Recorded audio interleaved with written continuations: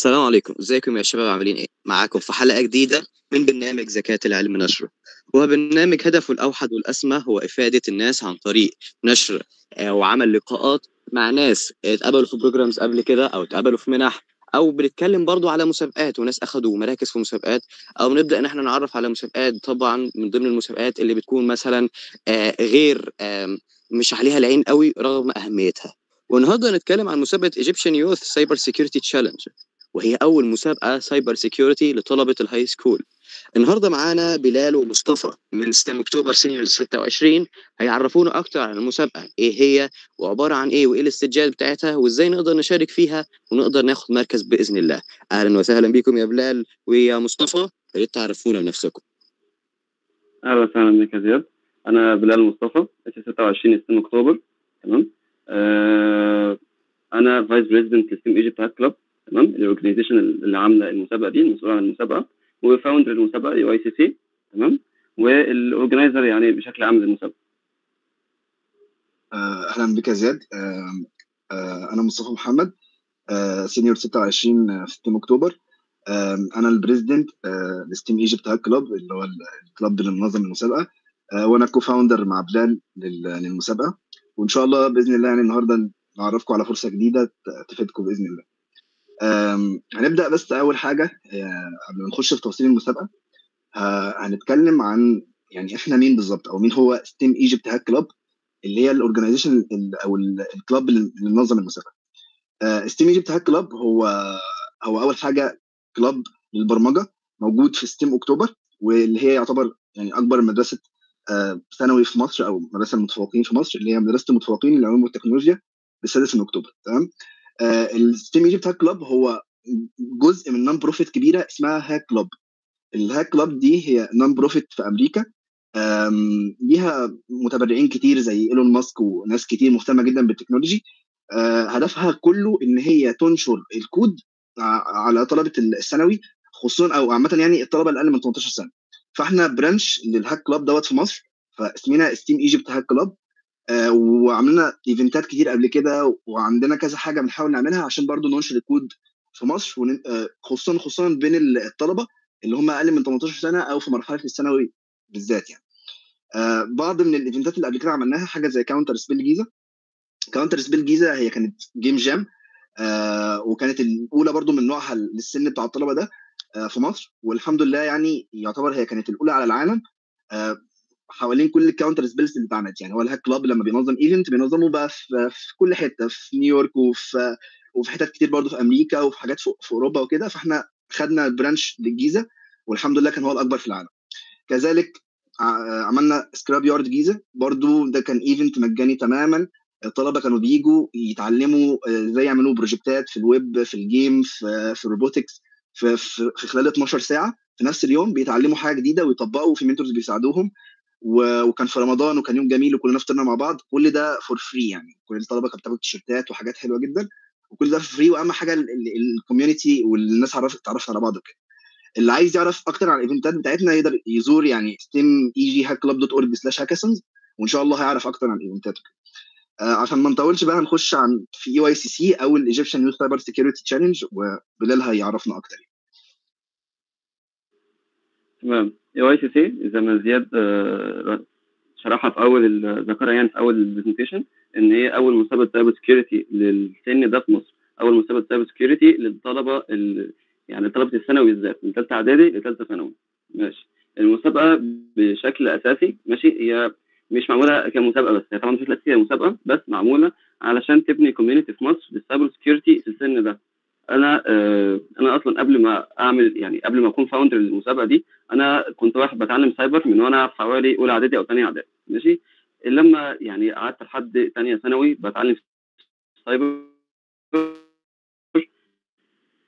لاحظت ان تقريبا اي كوميونتي يعني كل اللي بيتعلم سايبر سكيورتي في السن ده من اعدادي لحد ثانوي لحد ثالثه ثانوي كمان، يعني ما عندوش اي كوميونتي يتعلم منه، ما عندوش اي حاجه ينجيج معاها. ماشي. ما عندوش حتى ريسورسز كافيه. تمام. حتى والله طلبه الجامعات يمكن فيها شويه كوميونيتيز زي حاجات كتير يعني، بس يعني مش بالشكل الكافي. فاحنا بنركز بشكل اساسي على طلبه الثانويه. ماشي. علشان كده احنا عملنا المسابقه دي هي معموله بشكل اساسي عشان المسابقه طبعا وعلشان تكون اول كوميونتي سايبر سكيورتي للطلبه اللي في السن ده في مصر. تمام. اي حد مهتم بالسايبر سكيورتي من فتره اعدادي او ثانوي هنخش الكوميونتي ده ان شاء الله، يفضل يتعلم ويخش المسابقه، والكوميونتي هيفضل مستمر لحد السنه الجايه واللي بعدها واللي بعدها ان شاء الله. تمام. المسابقه بشكل اساسي معموله على الثيم اللي هو السي تي اف، كابتشر ذا فلاج. ايه هو الكابتشر ذا فلاج؟ ببساطه بيكون فيه شويه تشالنجز، تمام، من كاتيجوريز مختلفه، من فئات مختلفه، تمام، هنعرفها كمان شويه. كل تشالنج المفروض الشخص او المتسابق بيخش يحل التشالنج ده، تمام، علشان بيلاقي فلاج في الاخر. يعني دلوقتي التشالنج ده معمول من فئه معينه او من مجال معين في السايبر سكيورتي، تمام. هو المفروض الشخص يكون متعلم المجال ده مخصوص، تمام، هيخش يحل التشالنج ده او يحل التحدي ده، تمام، عشان يلاقي الفلاج جوه. اول ما يحل التشالنج هيلاقي الفلاج، ياخد الفلاج يسبمته في البلاتفورم اللي هنرفع عليها المسابقه ان شاء الله، هو كده خلاص جاب التشالنج. دي فكره المسابقه اللي هي كابتشر ذا فلاج. تمام. دلوقتي بعدها ليه تخش المسابقه؟ دلوقتي يعني فكره ان انت ليه تخش المسابقه، اول حاجه يعني النقطه الاساسيه اللي بلال برضو ذكرها في السلايد اللي فاتت، ان انت بس تتعرف على ناس جديده. الحمد لله دلوقتي احنا لما فتحنا التسجيل يعني من يوم تقريبا 18/7 والى الان، الناس لما دخلت الجروب وكده الحمد لله بداوا يتعرفوا على بعض، وبدا في كلام، وبدا الناس تسال وهكذا. يعني هي ده الهدف الاساسي من المسابقه. فانت فعلا ده اهم هدف تخش المسابقه عشانه، اللي انت تلاقي ناس تشدك في الحاجه اللي انت بتحبها. فدي هي تقريبا اهم نقطه ممكن نقعد نتكلم عنها للصبح حرفيا، بس مش عايزين نعيد تاني. بس فعلا دي نقطه مهمه جدا. انت لو في مجال ما فيش ناس حباه مع بعض، يعني مش هيكون في منافسه، مش هيكون في ناس بتشد بعض لفوق، فاهمني؟ فدي اول نقطه.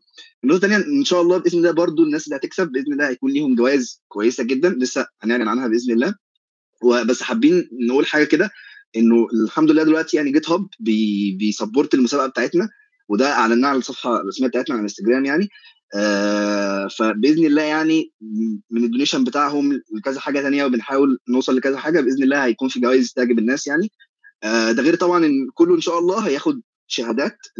الشهادات دي هتكون معتمده من المدرسه بتاعتنا، ومن الكلاب بتاعنا اللي هو ستيم ايجيبت هاد كلاب، ومن دكتور محمد عبد التواب اللي هو السوبرفايزر بتاع الكلاب بتاعنا، وهو دكتور ما شاء الله يعني في تكنولوجيا التعليم. فباذن الله يعني تكون حاجه مفيده ليهم برضو. وباذن الله المسابقه هتكمل لسنين قدام ان شاء الله، مش هتقف، فهتبقى كل سنه هتبقى ليها كريديبيلتي اكتر باذن الله.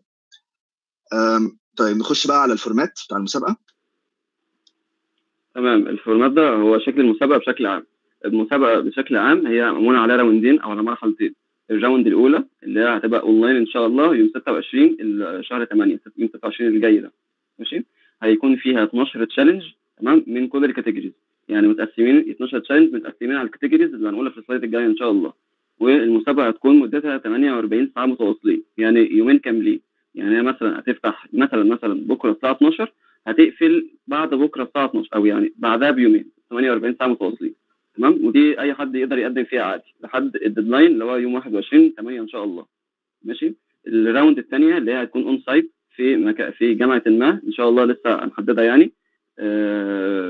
هتكون للمتاهلين من المرحله الاولى. يعني المرحله الاولى اللي هي الاونلاين هيشارك فيها كل الناس. المرحله الثانيه الاون سايت اللي هتبقى في جامعه ما ان شاء الله هيكون ليها يعني اللي هيخش فيها المتاهلين من المرحله الاولى، ماشي، اللي هو التوب تيمز. هيكون فيها تشالنجز اصعب شويه. السلايد اللي بعدها. المسابقه بشكل اساسي هي معموله على اساس التيمات، تمام. بس يعني لو حد دخل كانديفيدوال برده مش مشكله. هو بشكل اساسي الناس بتخش الجروب او الكوميونتي بتاعنا بتكون تيم وتمام. ما كونش تيم، الشخص ما كونش تيم وكان عايز يكون تيم، ماشي، بعد التسجيل ما يقفل ان شاء الله احنا الناس اللي دخلت كانديفيدوال وعايز تخش في تيم، احنا هنجمع الناس دي مع بعض في تيم، تمام. لو عايز يخش كانديفيدوال خالص، يعني هو مش عايز يخش تيم برده، تمام. التيمات مفتوحه من 1 ل5، يعني تقدر تخش كانديفيدوال عادي، تمام. المسابقه مفتوحه من ثالثه اعدادي لثالثه ثانوي. وحاليا اللي تعمله، كل المطلوب منك تعمله انك تخش الويب سايت بتاعنا، تخش على اللينك، تقدم، تسجل، تمام، وتخش الكوميونتي بتاعنا، تبدا تتعلم وتحاول تدور على تيم في الكوميونتي او في الجروب، تمام، وزي الفل. لما التسجيل يقفل ان شاء الله، اول ما التسجيل يقفل هنبعت لينك علشان ناكد التيمات. يعني كل اللي جمعوا مع بعضهم في تيم وعملوا تيم مع بعض من الجروب هيسجلوا في اللينك اللي هنبعته ان شاء الله اول ما التسجيل يقفل عشان تاكد التيم ده بشكل رسمي يعني. والمسابقه دي لازم ناكد على الحته دي ان هي مش متطلبه اي خبره سابقه. انت احنا موفرين ريسورسز كامله من A to Z، يعني من الالف للياء على الويب سايت بتاعنا. وبرده لما تخش الكوميونتي بتاعنا او تخش الجروب بتاعنا ان شاء الله احنا عاملين برده يعني ايه، عاملين مسج كامله كده يعني برده من الالف للياء ازاي تمشي في الريسورسز دي. يعني انت هتلاقي على الويب سايت بتاعنا ريسورسز زي الفل، بس هتلاقي على الكوميونتي بتاعنا لما نسجل ان شاء الله ازاي تمشي في الريسورسز دي واحده واحده لحد يعني من اول ما تبدا وانت ما تعرفش اي حاجه لحد ما ان شاء الله تكون متاهل انك تخش المسابقه. تمام. الجزء التشالنجز، احنا عندنا زي ما بلال قال في 12 تشالنج هيكونوا في الاونلاين راوند. تمام. ال 12 تشالنج دول بقى متقسمين على ايه؟ على 5 كاتيجوريز. تمام. في عندنا الكاتيجوري الاولى اللي هي الويب اكسبلويتيشن، يعني اللي هي متخصصه في بقى التشفير او الحاجات اللي هي بتاعت الويب. وفي عندنا كريبتوجرافي، وفي فورنسكس وسينيت وريفرس انجينيرنج. يعني مش عايز اخش في التفاصيل قوي يعني دلوقتي. تقدروا تبصوا عليهم. لو انت عايز تفاصيل اكتر عن التشالنجز فتقدر برضو تخش على eycc.steameg.org/challenges. هتقدر تلاقي التقسيمه الكامله للتشالنجز بقى. يعني مثلا يقول لك هيجي من الويب 4 تشالنجز، هيجي من الكريبتو 3 تشالنجز، وهكذا يعني. هنلاقي بقى التقسيمه كامله على الويب سايت موجوده باذن الله. طيب دلوقتي لو في واحد لسه مبتدئ او اللي هو ما يعرفش، يعني هو حابب المجال بتاع السايبر سيكيورتي بس هو لسه مش عارف قوي فيه، طب ايه يعمل ايه دلوقتي؟ كل اللي محتاج يعمله اول حاجه لو يسجل في المسابقه. تمام. زي ما قلنا وبلال قال من شويه ان هي كل السكيلز ويلكم يعني، واحنا هدفنا زي ما قلنا نبني كوميونتي، مش شرط تخش تحتل المسابقه يعني. تمام. انت بعد ما تسجل على طول، يعني انت بعد ما تسجل في الويب سايت بتاعنا هتلاقي بيظهر لك رساله فيها لينك الواتساب كوميونتي، مش هتقدر تخشها غير لما انت تكون سجلت في المسابقه. تمام. فلما تسجل وتخش واتساب كوميونتي ساعتها بقى هتقدر تسال الناس وتتعرف عليهم وتلاقي الدنيا كلها ايه هتساعدك ان شاء الله.